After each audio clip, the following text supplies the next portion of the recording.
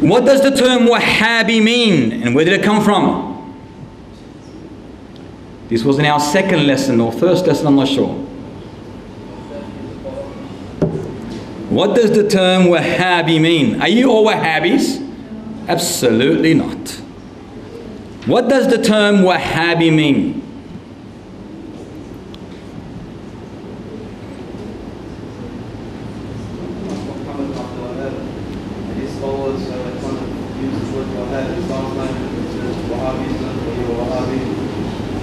Doesn't mean that. That's what they say, but doesn't mean that, Zaki. But it still doesn't mean that. Even then you cannot do that. You cannot attribute yourself to Allah's name. So what does Wahhabi in reality mean? No. We're looking at an attribution here. Wahhabi has got the year of attribution. Nasab it's called. So what does Wahhabi mean? Yes, Muhammad, that's the correct answer. It means nothing. It's a meaningless appellation, title. That's all it is. In reality, there is no definition for it. Really, there is not. Because Wahhabi is attributed to a particular tribe. If there was a tribe called Wahab. But there is no tribe called Wahab. There's a family, and that was the father of Muhammad ibn al-Wahab, Abdul Wahab. But it's not attributed to him, it's so-called attributed to who? To his son. So basically it's a meaningless appellation title. Used by who? Who's it used by? The people of novelty, of innovation, to slander or insult or offend those that strictly uphold unconditionally the word of Allah Ta'ala. Those who are strict in accordance to the Qur'an and Sunnah are always called Wahhabis. But it's baseless, and there is no such thing, and no one is really a Wahhabi. There is no such thing as Wahhabi, even though it's been created. Who actually introduced this word? Who introduced it?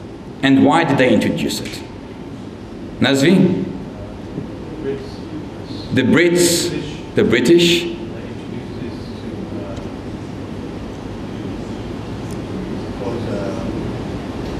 Love and desire amongst each other.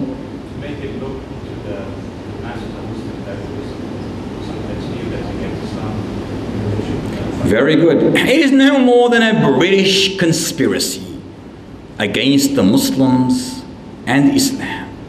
They wanted to cause friction, discord, disunity, animosity between whom? Between the Muslims. Between the Muslims.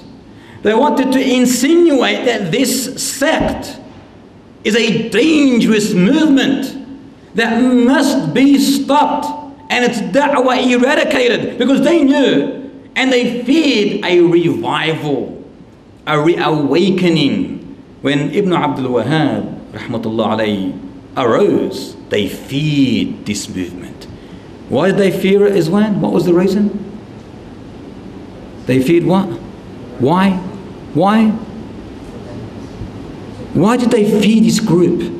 There's no such thing as Wahhabi, but this group that strictly upheld the Qur'an and Sunnah. Why did they fear him? Sorry? They what? Because they upheld the pure Islam, the correct Islam, uncompromising in their belief, unwavering, unwatering, undiluting the Qur'an and Sunnah. So because of this fear, this great awe that was instilled in their hearts, the British evil people, they created this term Wahhabi to insinuate, to create that this is extremely dangerous. These people are dangerous people that must be eradicated. Them and their da'wah. So this is why today you see people, oh, Wahhabbi. When you say, Qala Allah, Qala Rasulullah, or I don't follow madhab, Wahhabbi, Wahhabbi. What is this? So you might as well say that the first 3 righteous generations are all Wahhabis.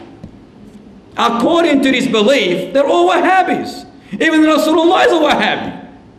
Because he strictly upheld the Qur'an and explained the Qur'an. So is he a Wahhabi too? Is Abu Bakr a Wahhabi? According to this ideology and definition, yes. But the majority of times, 99% of times, when you ask this innovator who slanders or insults people with this term, what does it mean, brother? You know what he says? Oh, I don't know, Allahu A'lam. Wahhabi, you're a terrorist, extremist, you're a fanatic, you're a fundamentalist. Is there anything wrong by upholding the Qur'an and Sunnah? What do you want us to follow? Allah says to follow the Qur'an and Sunnah. If there's anything else, please forward it. Give us, teach us. If our teachings are wrong, please correct us. Not according to your whim and desire or your opinion, according to the Qala Allah and Qala Rasulullah. And we accept anything and everything that is from the Qur'an and Sunnah. So if there is anything wrong in our da'wah, our belief, our actions, please inform us. But to slander us, to insult us, to offend us, not that you are doing that. You're harming no one but yourself by slandering people like this. This is absurd and evil. Absurd and evil. So we all know where this term came from and what it means. And we clarified this almost in about a 40-minute answer when we first initiated these courses. So you can go back to that video, inshallah ta'ala. Have you got that, Brother Nick? You haven't got that. That's the first one that you haven't got.